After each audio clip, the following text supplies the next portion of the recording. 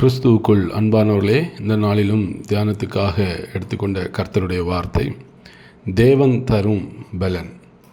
1 தீமோத்தேயு 1 வசனத்திலே பார்க்கும் பொழுது, என்னை பலப்படுத்துகிற நம்முடைய கர்த்தராகிய இயேசு கிறிஸ்து என்னை உண்மை உள்ளவன் என்று எண்ணி இந்த ஊழியத்திற்கு ஏற்படுத்தினபடியால் அவரை ஸ்தோத்தரிக்கிறேன் என்று பவுல் இங்கே ஆண்டவர் அவருக்கு கொடுத்த பலத்தையும் தைரியத்தையும் அதனுடைய காரியத்தை குறித்து அவர் இங்கே பேசுகிறதை பார்க்க முடிகிறது.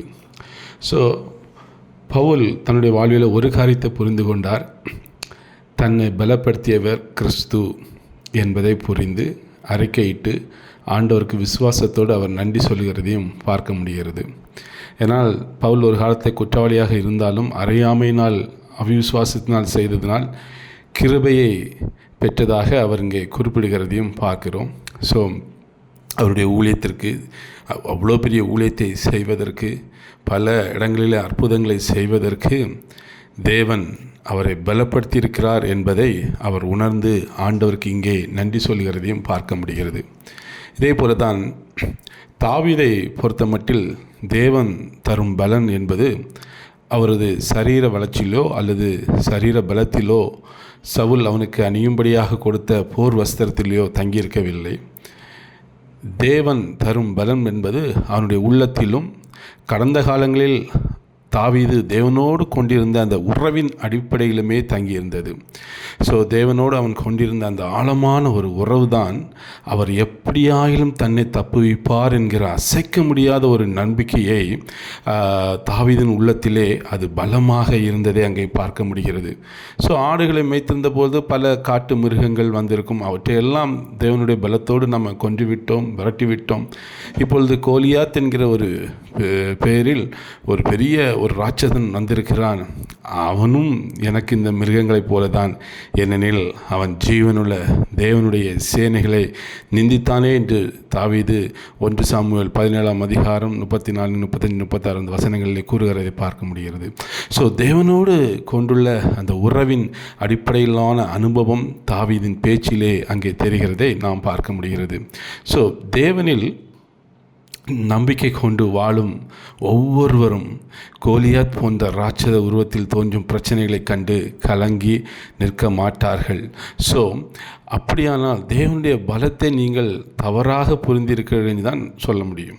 ஸோ உங்கள் அறிவிலோ சரீர பலத்திலோ அல்லது நண்பர்கள் மற்றவர்கள் காட்டும் அக்கறையிலோ பணம் புகழிலோ தெய்வீக பலத்தை நீங்கள் தேடினால் அதை ஒருபோதும் யாரும் கண்டடைய மாட்டோம் என்பதுதான் வேதம் நமக்கு கூறுகிற மிகப்பெரிய ஒரு சத்தியம். ஆனால் அதே வேளையில் இவ்வளோ காலம் வந்த எல்லா பிரச்சனைகள் நம்முடைய வாழ்க்கையில் வந்திருக்கோம்ல, எல்லாவற்றையும் தேவனுடைய பலத்தோடு நான் மேற்கொண்டு விட்டேன் என்று ஒரு நிமிடம் நாம் யோசித்து பார்த்து, ஸோ இனி இப்போதுள்ள பிரச்சனையும் அது போன்ற ஒன்றுதான், இதையும் தேவ பலத்தோடு மேற்கொள்வேன் என்று அசைக்க முடியாத நம்பிக்கையோடு நாம் ஒவ்வொருவரும் இருக்க வேண்டும். நாம் ஒவ்வொருவரும் கிறிஸ்துவுக்குள் முன்னேற வேண்டும். ஸோ கர்த்தர் நிச்சயமாக ஒவ்வொருவருக்குமே இப்படிப்பட்ட காரியங்களை வெற்றி தருவார். தேவ பலத்தை உங்களால் நம்ப முடியவில்லை என்றால் அவரோடு உள்ள உறவில் ஐக்கியத்தில் ஏதோ ஒரு குறைவு இருக்கிறது, இதுதான் உண்மை. அதை சிந்தித்து இன்றே அதை நாம் ஒவ்வொருவரும் சீர்படுத்த வேண்டும். பவுல் எத்தனையோ உபத்திரவங்களை கடந்து வந்தவர், ஆனால் பல இடங்களிலும் என்னை பலப்படுத்துகிற கிறிஸ்து என்று கூறுகிறார். அவருக்கு உபத்திரவங்கள் முழுமையாக ஊழியத்தில் இருந்ததை பார்க்கிறோம். ஆனால் அவருடைய ஒரே ஸ்டேட்மெண்ட் தான், என்னை பலப்படுத்துகிற கிறிஸ்து. அப்போ அந்த உபத்திரவங்கள் கஷ்டங்களிலே அவர் ஒரு வெற்றியை பெற்று கொண்டிருக்கிறார். போராட்டங்களெல்லாம் அற்புதம். போராட்டங்களில் அநேக பட்டணங்களுக்கு சென்று ஆண்டுடைய சுவிசேஷத்தை வெற்றிகரமாக அவர் செய்து முடிக்கிறார். காரணம், என்னை பலப்படுத்துகிற கிறிஸ்து என்று கூறுகிறார். ஸோ கிறிஸ்துவின் பலன் அவரை பலப்படுத்தியது போல இன்றைக்கு இந்த செய்தியை கேட்குற ஒவ்வொருவரையும் இன்றைக்கு பலப்படுத்தும். ஸோ நீங்கள் ஆண்டவரோடு விசுவாசத்தோடு இன்றைக்கு அவருடைய ஐக்கியத்திலே ஒரு நல்ல வலிமையோடு இன்றைக்கி இருப்பீர்களானால், இன்றைக்கு நான் சொல்லுகிறேன், எந்த சூழலிலும் நாம் சோர்ந்து போக மாட்டோம்.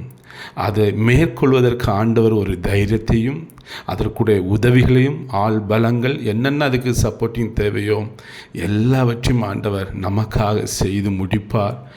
அவரை உண்மையாய் விசுவாசித்து அவரோடு உறவில் இருக்கிற, அவருடைய பலத்தை மட்டும் நம்பி இருக்கிற ஒருவரும் ஒரு நாளும் நாம் வெட்கப்பட்டு போகவே மாட்டோம்.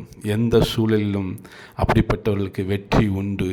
ஏனென்றால் என்னை பலப்படுத்துகிற கிறிஸ்துவினாலே எல்லாவற்றையும் செய்து முடிக்க எனக்கு பலன் உண்டு என்று வேதம் சொல்கிற போல நாம் ஒவ்வொருவரும் கிறிஸ்துவின் பலனை இப்படி நம்முடைய வாழ்க்கையிலே பெற்றுக்கொண்டோமானால் நாம் ஒவ்வொருவருமே எல்லா சூழலிலுமே நாம் வெற்றி பெறுவோம். இதுதான் கர்த்தர் நமக்கு கொடுக்கிற ஒரு ஆழமான ஒரு சத்தியம். வேதம் நமக்கு அநேக இடங்களிலே சொல்லிக் கொடுக்கிற ஒரு சத்தியம். இன்றைக்கி இதை புரிந்தவர்களாக இதை நம்முடைய வாழ்க்கையிலே இன்றைக்கி நாம் செய்ய முற்படுகிற பொழுது, செய்கிற பொழுது அந்த மனிதன் அல்ல சகோதரர்களோ சகோதரிகளோ ஒரு வெற்றியுள்ள ஒரு கிறிஸ்தவ வாழ்க்கை வாழ முடியும். அன்பானவர்களே, இந்த நாளிலும் ஒருவேளை சோர்ந்து போய் இருக்கிறீங்களா? ஒருவேளை ஒரு எதிர்காலத்தை குறித்து பயம் இருக்கிறதா? ஐயோ, இதை நான் மேற்கொள்வேனோ என்ற ஒரு அச்சம், ஒரு பயம் உங்களுக்குள்ள இன்று இருக்குமானால் நீங்கள் உங்கள் பிரச்சனைகளை பார்க்காதீர்கள். கிறிஸ்துவோடு உள்ள ஐக்கியத்தில் உங்களை பலப்படுத்துங்கள். நீங்கள் உங்களை பலப்படுத்த கிறிஸ்துவின் பலன் உங்களை பலப்படுத்தி உங்களுக்கு நிச்சயமாக ஒரு வெற்றியை கிறிஸ்து இயேசுவுக்குள் தேவன் தந்தருள்வார். கர்த்தர் தாமே இந்த வார்த்தைகளை ஆசீர்வதிப்பாராக. ஆமென்.